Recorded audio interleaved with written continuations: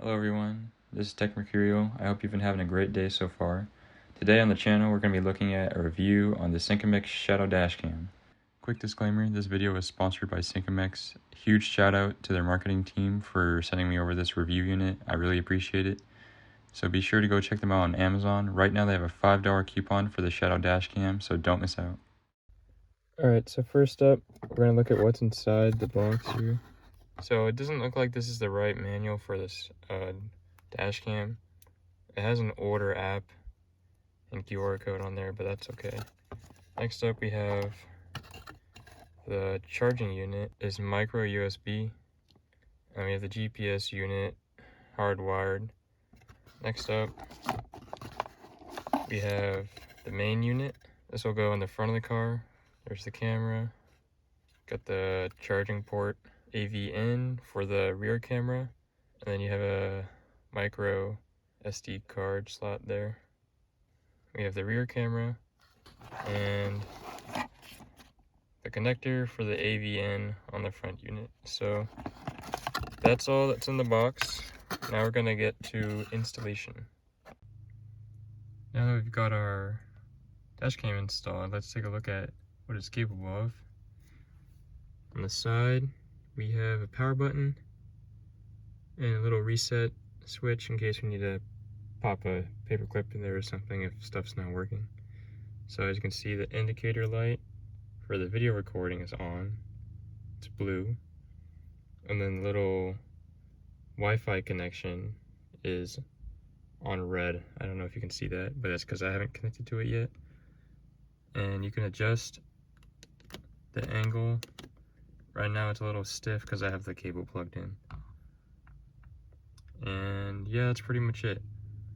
Once you have it installed here, the next step is to get your rear camera and pop that in as well.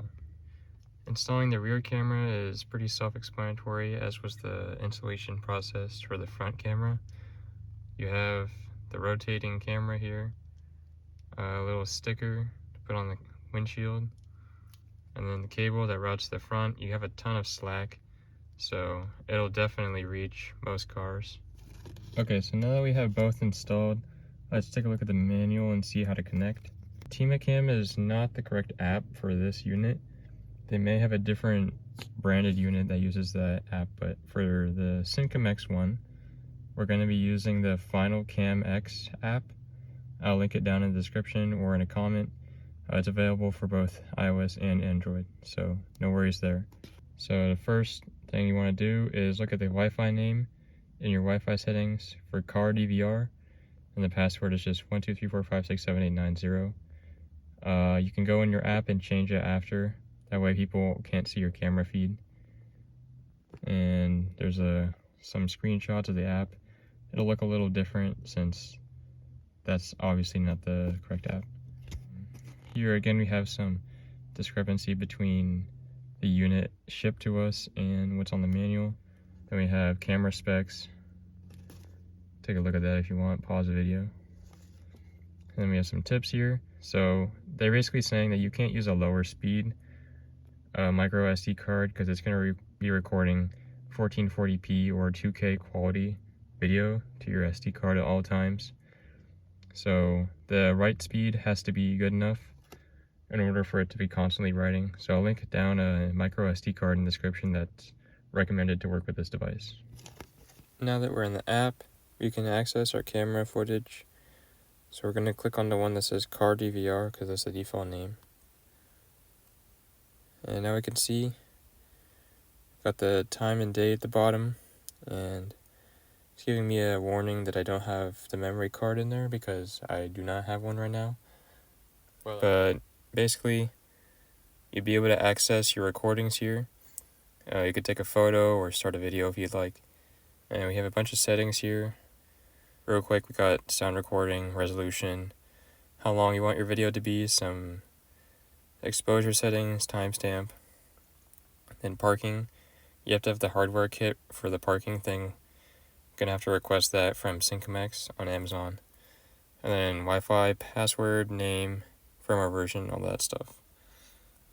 So we got some pretty in-depth settings. Then we can look at the camera files if you have recordings saved. Then you can also save them and see them in the album. So yeah, that's it for the final SINCAMEX app. Overall pretty good, simple, and does the job. So you may be wondering what my thoughts are on this dashcam unit. Overall, I think it's a 5 out of 5. I have not run into any problems with it yet after about 2 weeks of testing.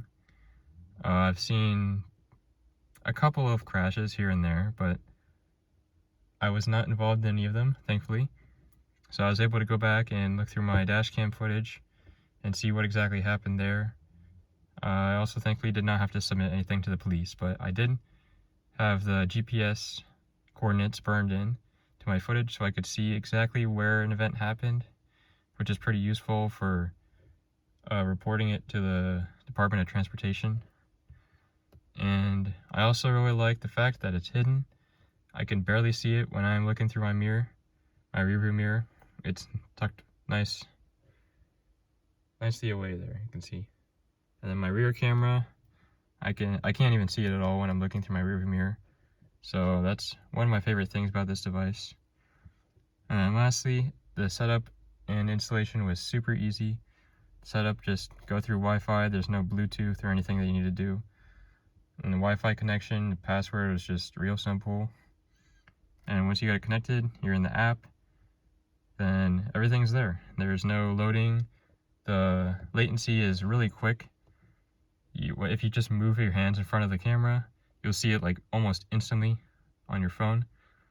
And it can record up to 32 gigabytes of all your footage. So you can look back in time for a couple of days almost. So yeah, those are my first impressions of the SINCAMEX Dashcam Shadow. Anyways, thanks for watching and have a good day.